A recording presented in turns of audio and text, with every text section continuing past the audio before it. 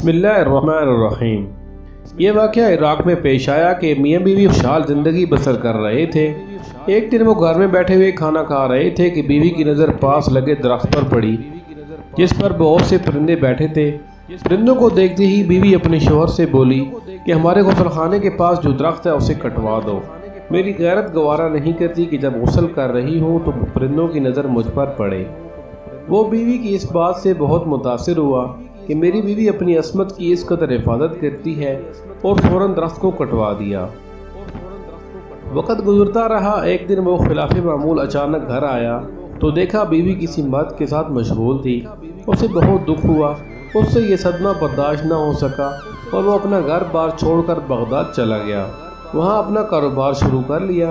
اللہ نے کاروبار میں خوب برکت دی اور اپنے روز افزوں کاروبار کی بدولت وہ بغداد کے سرکردہ شہریوں میں شمار ہونے لگا، یہاں تک کہ بغداد کے کوتوال تک رسائی بھی حاصل کر لی۔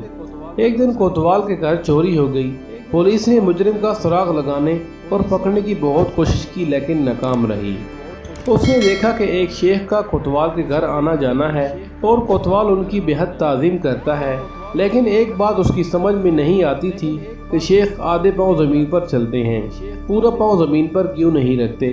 اس نے کسی سے وجہ پوچھی تو اسے بتایا گیا کہ یہ پورا پاؤں زمین پر اس لیے نہیں رکھتے کہ کہیں کیڑے مکوڑے نہ کچلے جائیں۔ وہ شخص فوراً کوتوال کے پاس گیا اور اس سے کہا کہ اگر جان کی امان ہو تو عرض ہے آپ کی چوری اسی شیخ نے کی ہے۔ پھر جب تحقیق کی گئی تو مال مسروقہ اسی شیخ سے برآمد ہوا۔ کوتوال نے حیرانی سے پوچھا ہم نے تو کبھی سوچا بھی نہیں تھا کہ یہ شیخ بھی ایسا کر سکتے ہیں، تمہیں کیسے معلوم ہوا؟ اس شخص نے کہا میرے گھر میں ایک درخت تھا جس نے مجھے نصیحت کی تھی کہ جو لوگ ضرورت سے زیادہ نیک آنے کی کوشش کرتے ہیں وہ عموماً نیک نہیں ہوتے۔ ہم لوگ نیک بننا نہیں، صرف نیک دکھنا اور کہلوانا چاہتے ہیں، اور یہ منافقت کا سب سے اعلیٰ درجہ ہے۔ اندر سے کچھ اور ہونا اور باہر سے کچھ ہونا، یہی منافقت ہے۔ منافق کی اسلام میں کیا سزا ہے؟ ناظرین، ایک مرتبہ نبی کریم صلی اللہ علیہ وسلم نے جبرائیل علیہ السلام سے فرمایا کہ اے جبرائیل مجھے بھی جہنم کے حالات بتاؤ۔ تو جبرائیل علیہ السلام نے عرض کی کہ جہنم کے کل 7 درجے ہیں، ان میں سے جو سب سے نیچے والا درجہ ہے اللہ تعالیٰ اس میں منافقوں کو رکھے گا، یعنی منافقوں کی سزا مشرکوں، کافروں اور یہودیوں سے بھی زیادہ ہے۔